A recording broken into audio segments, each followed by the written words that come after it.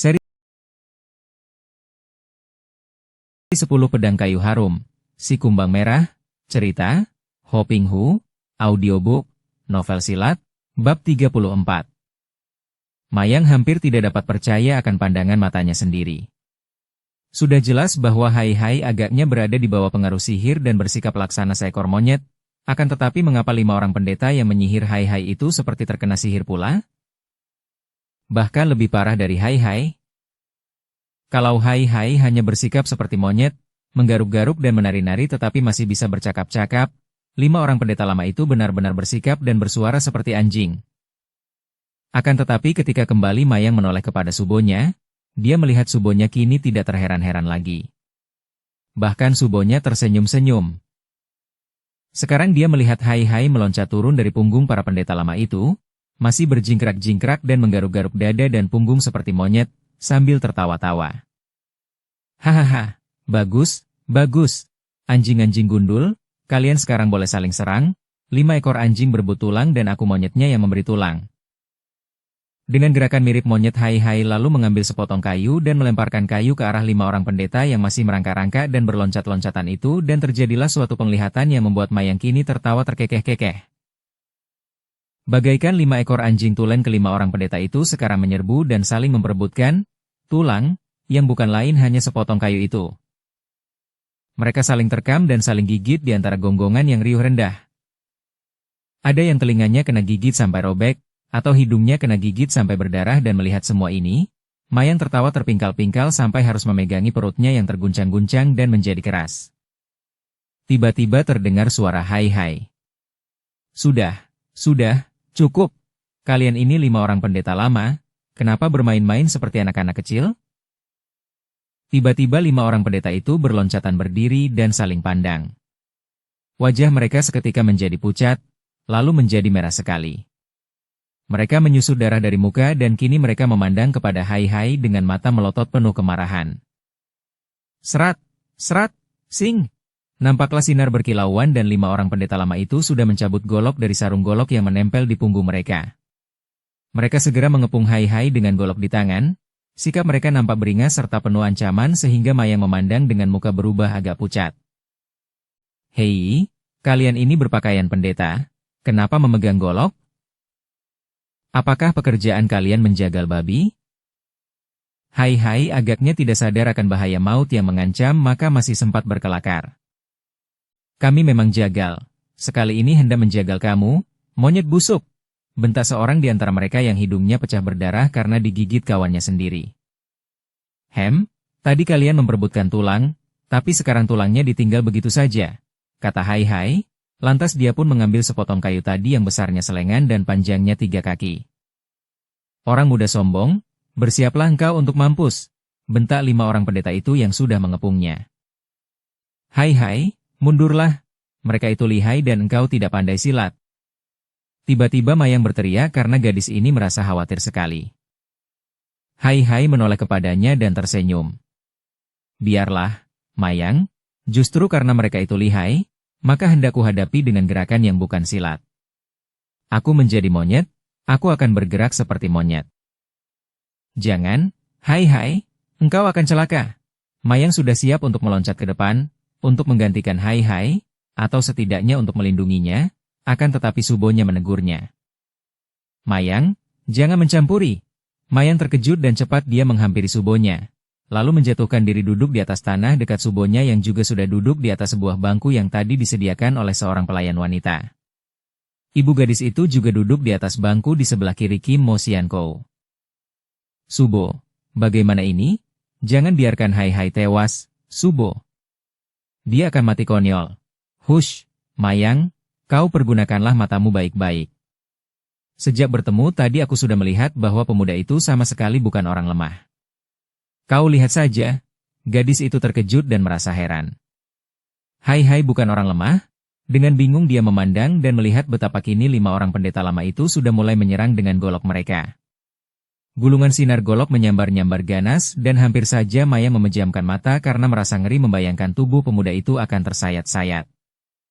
Akan tetapi aneh, dia melihat tubuh pemuda itu bergerak seperti monyet, berloncatan ke sana-sini, Tangan kanan memegang tongkat dan tangan kiri menggaruk-garuk sana-sini di tubuhnya, akan tetapi kelima batang golok itu tidak pernah mampu menyentuhnya.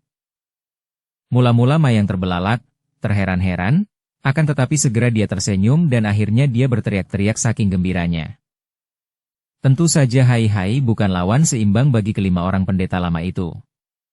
Dengan mudah saja pendekar ini menggunakan ilmu Jiao Po Po Ansan, yaitu gerak langkah kaki ajaib yang membuat dirinya selalu dapat mengelak dari sambaran 5 batang golok. Hanya gerakannya itu dicampurnya dengan gerakan dan loncatan mirip monyet sehingga nampak lucu sekali. Tongkat di tangannya itu kadang membantunya. Setiap kali ada golok yang terlalu berbahaya menyambarnya, tongkat cepat bergerak dan ujungnya mendorong golok lawan sehingga menyerong. 5 orang pendeta lama itu terkejut, akan tetapi juga penasaran dan marah sekali. Tadi mereka sudah dihina secara luar biasa, yaitu mereka seolah-olah menjadi seperti anjing yang saling serang sendiri. Sekarang golok mereka sama sekali tidak mampu menyentuh tubuh pemuda itu, padahal katanya pemuda itu tidak pandai silat, dan kini hanya bergerak seperti monyet saja. Namun golok mereka selalu membacok dan menusuk udara kosong. Bocah keparat, kalau berani, hadapilah kami dan mari kita mengadu kepandaian, bukan terus mengelak seperti itu. Bentak si kurus kering. Sing! Goloknya menyambar ke arah leher Hai Hai dari kanan ke kiri. Hai Hai merendahkan tubuhnya dan golok itu menyambar lewat di atas kepalanya. Nih tulang, makanlah, kata Hai Hai dan tiba-tiba saja, tanpa dapat dihindarkan lagi oleh si tinggi kurus, ujung tongkat itu sudah menusuk ke arah mulutnya, lantas terdengar bunyi berkerotokan. Au! Si tinggi kurus terjengkang, kemudian dia menutupi mulutnya yang berdarah-darah karena sebagian besar giginya di bagian depan telah rontok dan tanggal karena mulut itu dijejali ujung tongkat. 4 orang pendeta lainnya menjadi terkejut, akan tetapi juga marah bukan main. Golok mereka menyambar-nyambar semakin ganas, akan tetapi Hai Hai tidak ingin membuang banyak waktu lagi. Sekarang dia pun membalas dan nampak sinar hijau bergulung-gulung ketika tongkatnya berkelebatan. Tak, tuk, tak, tuk. Terdengar suara tongkat beradu dengan 4 kepala gundul, disusul teriakan kesakitan 4 orang itu. 4 batang golok terlempar, dan ke-4 orang pendeta itu langsung menghentikan serangan mereka. Kini mereka mengelus-elus kepala gundul mereka yang ternyata telah benjol-benjol akibat dihajar tongkat. 5 orang pendeta itu langsung maklum bahwa kini mereka berhadapan dengan lawan yang amat pandai, maka tanpa banyak cakap lagi, tanpa memungut golok mereka, 5 orang pendeta lama itu segera lari tunggang langgang tanpa pamit. Sejak tadi Mayang hampir tidak berkedip.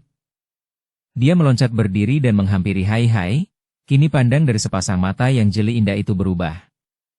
Penuh kagum, akan tetapi juga penuh dengan perasaan penasaran. Kau telah berpura-pura bodoh, ya? Bentaknya penuh teguran karena dia merasa dipermainkan pemuda ini. Hai Hai hanya tersenyum dan dia segera menghadap Kim Mo Sian Kou dengan sikap hormat. Wanita itu sekarang bersikap angkuh ketika berkata dan bangkit berdiri. Orang muda, kita bicara di dalam. Hai Hai mengangguk, kemudian mengikuti wanita itu yang memasuki rumah bersama Ibu Mayang. Gadis itu sendiri lalu mengikuti dari belakang. Hatinya masih merasa dongkol terhadap Hai Hai karena dia merasa dibodohi, merasa dipermainkan pemuda itu dalam pertemuan pertama. Wajahnya berubah kemerahan apabila dia membayangkan semua peristiwa yang sudah terjadi sejak dia berjumpa dengan Hai Hai yang membakar gubuk dan pura-pura sebagai seorang pemuda yang lemah. Tidak tahunya, pemuda ini memiliki ilmu silat yang hebat, yang dengan amat mudahnya mengalahkan 5 orang pendeta lama itu dan yang lebih hebat lagi, pemuda ini agaknya juga seorang ahli sihir. Mereka kini duduk di dalam ruangan sebelah belakang. Hanya 4 orang yang berada di ruang itu. Kim Mo Sian Kou duduk di atas kursi yang ditilami sutra merah. Ibu Mayang duduk di sebelah kirinya, dan Mayang sendiri berlutut di atas lantai di sebelah kanannya. Hai Hai duduk pula di bangku berhadapan dengan mereka. Untuk sejenak mereka hanya saling pandang saja. Ibu Mayang memandang dengan alis berkerut dan sinar mata penuh selidik. Kim Mo Sian Kou menatap dengan pandang mata menyelidik pula seperti hendak mengukur dan menjenguk isi hati pemuda itu. Sedangkan Mayang sendiri memandang dengan wajah berubah-ubah, kadang-kadang penuh kagum, lalu penuh perasaan dongkol. Hai Hai sendiri bersikap tenang saja. Walaupun dengan jelas dia dapat melihat keadaan hati mereka melalui wajah mereka, akan tetapi dia berpura-pura tidak tahu dan bersikap tenang, pada bibirnya terhias senyum. Tiba-tiba Hai Hai terkejut karena merasakan suatu getaran yang sangat kuat datang dari wanita tua itu. Ketika dia mengangkat muka, dia melihat betapa sepasang mata Kim Mo Siankou mencorong laksana dua buah bintang yang memiliki sinar amat kuatnya. Maka tahulah dia bahwa wanita itu memandang kepadanya dengan pengerahan kekuatan batin untuk mengukur dirinya. Karena sinar yang keluar dari mata wanita tua itu bukan bersifat menyerang, melainkan berusaha untuk membuka isi hatinya melalui pikiran, seakan-akan hendak memaksa dirinya mengaku.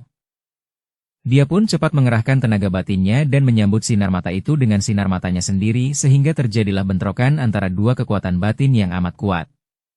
Sejenak mereka itu saling tatap, kemudian, ketika merasakan betapa sinar mata Kim Mo Siankou melembut, Hai Hai juga cepat-cepat menarik kembali tenaganya dan dia pun menundukkan pandang matanya. Orang muda yang gagah, sekarang katakan terus terang kepadaku, siapakah yang telah mengajarkan ilmu sihir kepadamu? Pertanyaan itu lembut namun tegas. Hai Hai membutuhkan bantuan wanita sakti ini, maka dia pun tidak ragu untuk membuat pengakuan. Yang mengajarkan kepada saya adalah mendiang suhu Pek Mao Sanjin dan Song Lo Jin. Kim Mo Siankou mengangguk-angguk, tidak lagi merasa penasaran melihat kehebatan orang muda itu dalam ilmu sihir setelah mendengar siapa gurunya. Dan siapa pula gurumu dalam ilmu silat? Dari pertanyaan ini saja telah membuktikan bahwa Kim Mo Siankou memang mengenal keadaan mendiang Pek Mao Sanjin, seorang pertapa sakti yang sangat kuat dengan ilmu sihirnya, namun yang tidak pernah mempelajari ilmu silat. Kedua suhu saya adalah Si Tian Lama dan Ciu Xian Sin Kai, Xian Cai. Kini wanita tua itu nampak terkejut. Kiranya engkau adalah murid dari dua di antara 8 dewa. Ah, Mayang, sungguh engkau beruntung sekali dapat bertemu dan bersahabat dengan pendekar muda ini. Akan tetapi Mayang cemberut. Biarpun dia merasa semakin kagum, tetapi juga semakin dongkol karena kebodohannya sehingga mudah saja dia dipermainkan Hai Hai, mengira bahwa Hai Hai adalah seorang pemuda yang hanya memiliki kepandaian merayu saja, seorang pemuda yang menyenangkan namun lemah. Orang muda yang gagah, melihat deretan nama para gurumu, engkau telah memiliki ilmu kepandaian yang tinggi, dan kiranya engkau tidak perlu gentar menghadapi para pendeta lama yang murtad dan sesat itu. Kenapa engkau masih ingin minta bantuanku? Hai Hai menarik napas panjang. Kini dia tak boleh berpura-pura lagi, harus menceritakan segala hal dengan sejujurnya. Lo Cianpue, sebenarnya saya tidak maju sendiri dalam menghadapi para pendeta lama, melainkan berdua dengan sahabat baik saya itu, dan dia pun seorang yang memiliki ilmu kepandaian tinggi, baik ilmu silat maupun ilmu sihir. Akan tetapi tetap saja kami merasa khawatir karena kami berada di Tibet, bukan di daerah kami. Apalagi kalau diingat bahwa daerah ini berada dalam kekuasaan Dalai Lama yang agaknya terpaksa akan kami hadapi sebagai lawan. Dukung channel Novel Silat dengan subscribe, follow, like, komen dan share. Kim Mo Siankou mengerutkan alisnya dan nampak sangat terkejut. Memusuhi Dalai Lama? Orang muda, sungguh mengejutkan sekali ucapanmu itu. Kenapa engkau dan sahabatmu memusuhi Dalai Lama? Bukan kami yang memusuhi, melainkan Dalai Lama sendiri yang sejak lahirnya sahabat saya itu selalu mengganggu dan hendak menculik sahabat saya. Ketahuilah, Lo Cianpue, sahabat saya itu bernama Pek Han Siong dan semenjak lahir dia selalu dicari dan hendak diculik oleh para pendeta lama atas perintah Dalai Lama. Sahabatku itu dahulu disebut Sintong, anak ajaib, yang menurut pendapat para pendeta lama adalah seorang calon Dalai Lama. Kiranya Sintong, putra dari ketua Pek Simpang di Namko itu? Kami pernah mendengar mengenai peristiwa itu. Jadi sahabatmu itu Kak Sintong? Teruskan ceritamu, orang muda. Sungguh ceritamu mulai menarik hatiku. Kim Mo Siankou kini benar-benar merasa tertarik. Dia sudah mendengar akan Sintong yang pernah dicari oleh para pendeta lama. Dia sendiri merupakan sahabat Dalai Lama dan dia sendiri tahu bahwa Dalai Lama mencari Sintong bukan dengan niat buruk. Keluarga Pek tidak merelakan putra mereka diambil oleh para pendeta lima. Hai Hai melanjutkan ceritanya. Hingga dewasa Han Siong bersembunyi dan dia menjadi seorang yang berilmu tinggi. Akan tetapi sampai kini para pendeta lama itu agaknya masih terus mengejarnya. Akhir-akhir ini muncul 3 orang pendeta lama di kota Hoklam dan secara jujur mereka mengatakan bahwa mereka diutus oleh Dalai Lama untuk mengundang Pek Han Siong. Karena tidak ingin dia diganggu terus, Han Siong dan saya bekerja sama. Dia pura-pura terpengaruh oleh sihir 3 orang pendeta lama itu dan menurut saja dibawa ke daerah ini. Dengan diam-diam saya membayanginya, maka terjadilah pertemuan antara saya dengan adik Mayang. Mendengar akan kesaktian Lo Cianpue, juga melihat kehebatan adik Mayang yang tidak mempan sihir para pendeta lama. Maka saya memberanikan diri untuk mohon bantuan Lo Cianpue dalam menghadapi para pendeta lama, terutama untuk membujuk Dalai Lama agar tidak lagi mengejar-ngejar sahabat saya Pek Han Siong itu. Kim Mo Siankou menarik napas panjang. Benar-benar aneh, ketahuilah, orang muda, bahwa Gunga Lama, Jang Hao Lama dan Patwa Lama adalah 3 orang pendeta lama tokoh-tokoh besar di Tibet yang pernah memberontak terhadap Dalai Lama. Mereka telah dihadapi para pengikut Dalai Lama, gerombolan mereka sudah dihancurkan dan mereka melarikan diri. Maka sungguh aneh sekali jika sekarang mereka itu mengaku utusan Dalai Lama untuk mengundang Pek Han Siong. Tentu ada maksud tertentu yang tidak sehat. Dan sahabatmu itu sekarang seorang diri berada di antara mereka, tentu dibawa ke puncak Bukit Bangau dan hal ini sungguh berbahaya. Baiklah, aku akan membantumu karena tertarik oleh peristiwa ini, juga karena aku adalah sahabat baik Dalai Lama yang agaknya nama besarnya hendak dicemarkan. Memang, ketika Dalai Lama mendapatkan ilham bahwa calon Dalai Lama yang baru sudah terlahir sebagai Sintong, tentu saja dia berusaha menarik Sintong untuk dididik sebagai calon Dalai Lama. Namun hal itu terjadi dengan sukarela, dengan cara damai, tidak boleh ada pemaksaan sama sekali. Bila ada pemaksaan terhadap Pek Han Siong, maka hal itu tidak sesuai dengan sikap Dalai Lama dan merupakan hal yang tidak wajar. Nanti pada saat matahari telah naik tinggi, aku akan menemanimu naik ke Bukit Bangau. Sekarang engkau boleh beristirahat dahulu, orang muda. Mayang, engkau persiapkan sebuah kamar untuk tamu kita. Tentu saja Hai Hai menjadi girang sekali dan menghaturkan terima kasih, lalu mengikuti Mayang meninggalkan ruangan itu menuju ke sebelah dalam bangunan besar itu. Nah, ini kamarmu, engkau boleh beristirahat sekarang, kata Mayang ketika mereka tiba di sebuah kamar tamu yang sudah bersih karena memang di situ terdapat kamar-kamar tamu yang siap pakai. Melihat sikap Mayang, Hai Hai lalu tersenyum. Mayang, aku berterima kasih padamu. Gurumu suka membantu kami, dan semua ini berkat engkau, Mayang. Bila tidak bertemu denganmu, bagaimana mungkin aku bertemu dengan subomu? Akan tetapi dengan cemberut gadis itu berkata singkat. Tak usah berterima kasih kepada aku seorang gadis yang bodoh, katanya, kemudian dia pun membalikkan tubuhnya dan lari meninggalkan Hai Hai. Pemuda ini terbelalak, lalu cepat mengejar. Mayang memasuki taman bunga yang indah, lantas duduk di atas bangku di dekat kolam ikan emas. Mendengar ada suara di sebelah belakangnya, dia segera membalik dan ternyata Hai Hai telah berdiri di belakangnya. Mau apa engkau ke sini?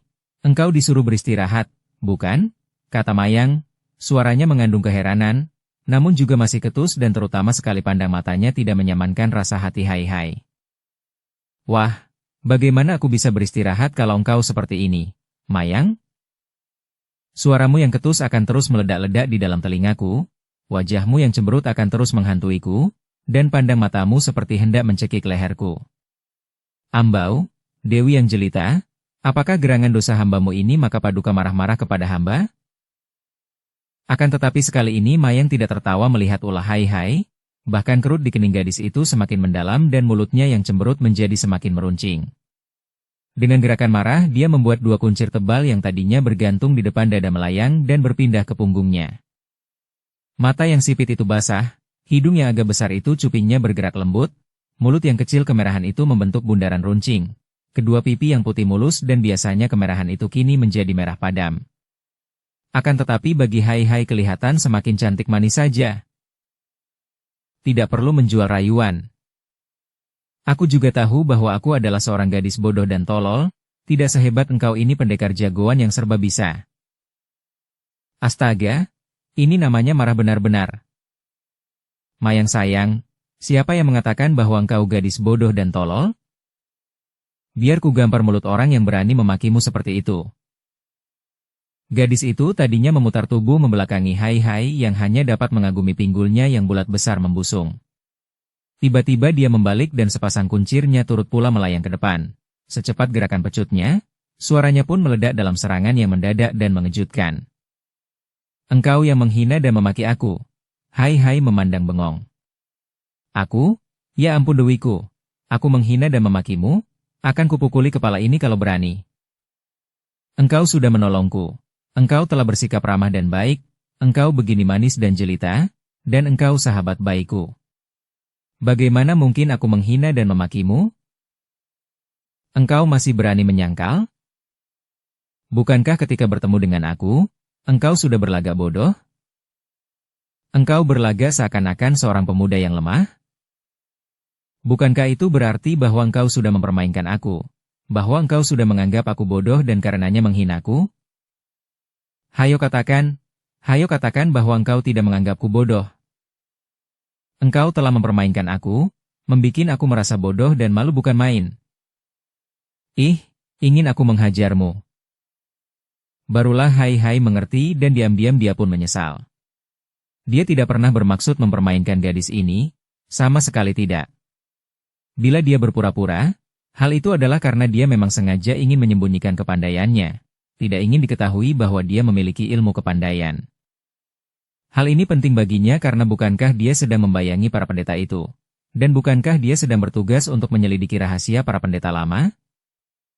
Tadipun di depan Kim Mo Sian Kou, karena terpaksa saja dia harus mengeluarkan ilmunya, karena dia tak mungkin dapat mengelak lagi ketika harus menghadapi pengeroyokan 5 orang pendeta lama yang lihai. Apalagi karena agaknya mata Kim Mo Sian Kou tajam sekali, dapat menduga bahwa dia seorang yang memiliki kepandaian. Dan dia pun kini maklum bahwa tentu saja Mayang merasa dipermainkan. Aduh, Mayang, maafkanlah aku. Sungguh mati, demi langit dan bumi aku bersumpah, bukan maksudku mempermainkan engkau, sayang. Terus terang saja, tadinya memang aku hendak menyembunyikan kepandaianku, bukan hanya darimu, akan tetapi juga dari subomu dan dari semua orang. Ingat bahwa aku mempunyai tugas penting bersama Han Xiong, menyelidiki keadaan para pendeta lama.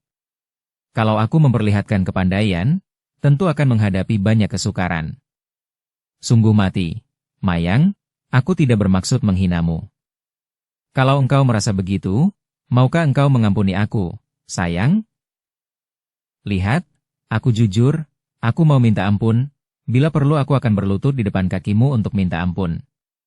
Mayang, ampunkan aku. Dan Hai benar-benar menjatuhkan diri berlutut di depan gadis itu. Tentu saja Mayang menjadi terkejut sekali dan cepat dia membalikkan tubuhnya sehingga Hai berlutut di belakang sepasang bukit pinggul yang besar itu. Tai Hiap, engkau bangkitlah, jangan berlutut seperti itu, katanya, suaranya tidak begitu ketus lagi biarpun masih kering. Ampun. Engkau menyebut aku Tai Hiap lagi. Ya ampun, Mayang, kalau engkau tidak mau menyebut namaku dan mengatakan bahwa engkau mengampuni aku, sampai mati pun aku tidak akan bangkit dan akan berlutut terus sampai dunia kiamat. Mau tak mau Mayang tersenyum sendiri mendengar ini. Aku tidak percaya. Mana kedua lututmu kuat bertahan kalau menanti sampai dunia kiamat. Legalah hati Hai mendengar ucapan yang nadanya sudah mengajak berkelakar itu. Tentu akan kuat. Asalkan engkau juga terus berdiri di depanku. Mari kita sama-sama lihat saja siapa yang kuat dan siapa yang tidak. Hayo, Mayang, lekas katakan bahwa engkau suka mengampuni aku. Aku berjanji bahwa selama hidupku, aku tidak akan berpura-pura bodoh lagi kepadamu. Senyum di bibir gadis itu makin melebar walaupun dia belum memutar tubuh. Ho, siapa mau makan akalmu? Berpura-pura bodoh pun tidak ada gunanya karena aku sudah tahu. Sudah tahu bahwa aku bodoh? Sudah tahu bahwa engkau Dir. Hai cemberut, semula disangkanya gadis itu akan mengatakan, pandai, tidak tahunya berubah menjadi, pandir. Nah, engkau telah membalas memaki aku. Kini sudah 1 lawan 1, bukan? Mayang, hayolah. Katakan bahwa engkau telah mengampuni aku. Kedua lututku sudah mulai nyeri dan lelah nih. Mayang tak dapat menahan ketawanya lagi. Dia membalik dan tersenyum. Baiklah, Hai, aku memaafkanmu. Semenjak tadi pun aku telah memaafkanmu, kalau tidak begitu, tentu aku tidak akan sudi bicara denganmu. Hai bangkit berdiri dan mereka saling pandang dengan wajah berseri-seri. Aku pun sudah menduga bahwa engkau tentu akan suka memaafkan aku, Mayang. Seorang gadis yang manis dan jelita seperti engkau ini sudah pasti memiliki watak yang baik. Merayu lagi. Sekali diberi kesempatan, engkau tentu akan terus merayu. Hai, aku masih merasa penasaran. Engkau begini baik kepadaku, akan tetapi kenapa engkau tega mempermainkan aku? Bahkan ketika kita berjalan melewati tebing itu, engkau pura-pura ketakutan sehingga terpaksa harus kugandeng tanganmu. Mengapa engkau begitu kejam mempermainkan aku? Hai tersenyum, bukan mempermainkanmu, Mayang. Pertama-tama aku hanya ingin menyembunyikan keadaan diriku demi keamanan dan kepentingan penyelidikanku. Akan tetapi melihat engkau semanis ini, aku lalu berpura-pura dan ketika engkau menggandeng tanganku. Tanganmu begitu lembut, lunak dan hangat sehingga aku tidak ingin melepaskannya. Ih, engkau memang mata keranjang tak ketulungan lagi. Mayang berkata, akan tetapi wajahnya berubah merah sekali dan untuk menutupi perasaannya yang terguncang, agar jangan sampai salah tingkah, dia pun tertawa. Dan sejak detik itu hati Mayang sudah jatuh cinta kepada pemuda yang demikian pandai merayu dan menyenangkan hatinya ini. Dia memang sudah merasa suka ketika pertama berjumpa dengan Hai, dan rasa suka itu kini ditambah rasa kagum melihat betapa Hai memiliki ilmu kepandaian yang demikian tinggi, maka timbullah perasaan cinta. Sudahlah, Hai, tadi engkau disuruh beristirahat. Engkau sedang menghadapi tugas berat dan berbahaya. Beristirahatlah agar aku jangan sampai ditegur Subo kalau melihat kita bercakap-cakap di sini. Hai maklum bahwa seorang seperti Kim Mo Sian Kou tentu memiliki watak aneh dan tidak mengherankan apabila kadang-kadang dia bersikap keras luar biasa. Dia tidak ingin menyusahkan Mayang, maka dia pun lalu meninggalkan gadis itu, menuju ke kamar yang sudah disediakan untuknya. 3 orang pendeta lama yang membawa Han Xiong dari Hok Lam sampai ke perbatasan Tibet itu memang merupakan tokoh-tokoh besar di Tibet. Kim Mo Sian Kou mengenal mereka sebagai 3 orang tokoh yang dulu menjadi pembantu-pembantu Dalai Lama dan kini menjadi 3 orang pimpinan sekelompok pendeta lama yang memberontak terhadap Dalai Lama. Mula-mula jumlah mereka yang memberontak ini tidak kurang dari 200 orang. Akan tetapi, sesudah Dalai Lama dan para pengikutnya yang terdiri dari banyak orang pandai menghancurkan pemberontakan itu, jumlah mereka kini paling banyak tinggal 50 orang lagi. Gunga Lama, Jang Hao Lama serta Pat Hua Lama mengajak Han Xiong naik ke puncak Bukit Bangau. Han Xiong masih terus bersandiwara, pura-pura tunduk terhadap pengaruh sihir dan dia mengikuti mereka sambil diam-diam memperhatikan lingkungan bukit itu. Ketika melihat ada puluhan orang pendeta lama di puncak bukit, dengan diam-diam Han Xiong merasa terkejut dan heran. Juga dia khawatir sekali. Bagaimana Hai sanggup membayanginya terus kalau di puncak bukit ini terdapat demikian banyak pendeta lama? Akan tetapi dia terus mengikuti dan dia mendengar betapa Pat Hua Lama memerintahkan 5 orang pendeta lama untuk turun bukit dan mencari gadis bernama Mayang. Dia seorang gadis manis yang pekerjaannya menggembala dan mengawal pengiriman ternak. Tangkap gadis itu dan bawa ke sini, jangan melukainya, apalagi membunuhnya. Demikianlah pesan Pat Hua Lama kepada 5 orang muridnya. Agaknya pendeta yang batinnya sesat dan menjadi hamba nafsunya sendiri itu masih merasa penasaran karena gadis yang membuatnya tergila-gila itu terlepas dari tangannya. Setelah memerintahkan 5 orang murid itu, Pat Hua Lama dan kedua orang suhengnya membawa Han Xiong masuk ke dalam bangunan induk di puncak itu. Mereka mengajak pemuda itu duduk di dalam sebuah ruangan yang luas, lantas menghadapi pemuda yang duduk santai dan nampak tidak bersemangat itu. Pek Han Xiong, terdengar Gunga Lama berkata, suaranya mengandung penuh wibawa. Sinar mata 3 orang itu menatap wajah Han Xiong dengan dorongan tenaga sihir yang amat kuat. Han Xiong merasa betapa jantungnya terguncang dan seluruh bagian tubuhnya tergetar. Han Xiong terpaksa menyerah, karena kalau dia mempergunakan kekuatan pada kalung kepalanya, dia khawatir kalau rahasianya ketahuan. Dia pun memejamkan matanya dan merasa betapa keadaan sekelilingnya berputaran dan dalam keadaan setengah sadar itu dia mendengar suara yang berwibawa itu. Pek Han Xiong, mulai detik ini engkau adalah calon Dalai Lama. Ingatlah baik-baik, sejak lahir engkau telah ditakdirkan untuk menjadi Dalai Lama, maka engkau akan kami angkat menjadi Dalai Lama dan upacara pengangkatannya dilaksanakan siang nanti. Sekarang beristirahatlah engkau, tidurlah di kamar yang sudah dipersiapkan dan terimalah nasibmu yang mengangkat dirimu menjadi calon Dalai Lama. Setengah terpaksa dan setengah sadar pula, Han Xiong menjawab. Saya mentaati. Gunga Lama dan 2 orang sutenya lalu bangkit. Bunga lama menghampiri Han Xiong, memegang lengannya dan pemuda itu dituntun ke sebuah kamar. Kemudian dia disuruh memasuki kamar. Kamar itu cukup mewah dan di tengah kamar terdapat sebuah pembaringan. Han Xiong yang merasa lesu dan lelah segera menghampiri pembaringan lalu merebahkan diri, dan sebentar saja dia sudah pulas. 3 orang pendeta lama itu lalu memanggil anak buah mereka. Jagalah dia baik-baik, kalau dia bergerak dan sadar, beritahu kepada kami. Ketiga orang pendeta lama ini kemudian sibuk di dalam sebuah ruangan sembahyang, mempersiapkan upacara sembahyang besar untuk pengangkatan Pek Han Xiong menjadi Dalai Lama. Telah dipersiapkan pula sebuah pisau untuk menggunduli kepala Han Xiong, juga jubah pendeta Dalai Lama yang tersulam indah, bahkan sebatang tongkat komando sebagai tanda bahwa dia adalah Dalai Lama yang berkuasa penuh. Matahari telah naik tinggi, dan dari atap yang terbuka sinarnya menimpa gambar Patkwa, segi 8, yang berada tepat di tengah meja sembahyang. Ketika itulah 3 pendeta lama menggugah Han Xiong yang sedang tertidur nyenyak. Pemuda itu terbangun dan segera teringat akan keadaannya.